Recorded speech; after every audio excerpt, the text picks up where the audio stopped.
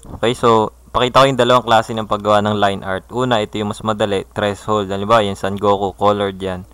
Gagawin nating threshold galing sa fill. Tapos automatic, magiging black and white na siya. Ito yung isang klase ng line art na pwede nating gawin. Mas simple siya, mas mabilis. So, yan, ina-adjust ko lang dyan ngayon yung mga darkness or lightness. Depende sa gusto nating kalabasan ng image. Ayan, so yan yun. Paggamit lang ng threshold. So again, dyan yan nakukuha sa fill or create fill icon sa baba. Yung parang half moon. Okay, so ayan. Tapos, yun namang isa pang option, yun yung ipapakita ko ngayon. Ang tawag dun sa isang option, line art din siya. Ito, i-check natin yung isa kong pang gagawin. Ito, ayan. Meron tayo dyan sample na picture. Ang gagawin natin dito, babakatin natin gamit ang pen tool.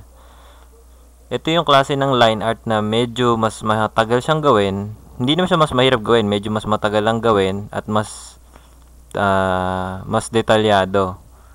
Pero kagandahan dito, tayo yung nasusunod sa kung ano yung masasama natin sa image. Yan, kamukha niyan. Binabakat ko itong image gamit ang pen tool. So, kailangan pag gumawa tayo ng line art gamit ang ganitong klase ng technique, bihasa na tayo or mahusay nang gumamit sa pen tool. So, yan. Mabilis yung pagkakabakat ko dyan.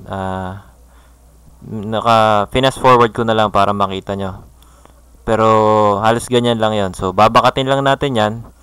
Tapos, lalagyan natin mamaya ng brush tool. Okay, so pagkatapos ko tong i-trace gamit ang pen tool, lalagyan ko siya ngayon ng brush stroke. So, naka-brush stroke, brush ako ngayon, pili ako dyan ng maliit na brush tip at i-enter ko lang siya gamit sa keyboard. Enter ko lang habang may paths na binuo ko sa pen. At ngayon, hinide ko na yung image. Lumitaw na ngayon yung image na binakat natin. Ayan. Kukulayin ko lang yung mata, yung buhok, tsaka yung kilay gamit ang brush tool para maging solid black siya. So, yun. Ganun gumawa ng line art gamit ang pen tool at brush tool.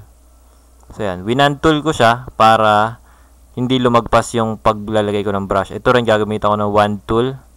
Ayan. So, click ko lang dyan sa loob ng kilay. Tapos, brush tool ulit. Kinulayan ko ulit ng item. So, ganun din yung gagawin ko sa buhok. So, ganun ang dalawang klase ng paggawa ng line art. So, threshold, tsaka pen with brush. Ayan.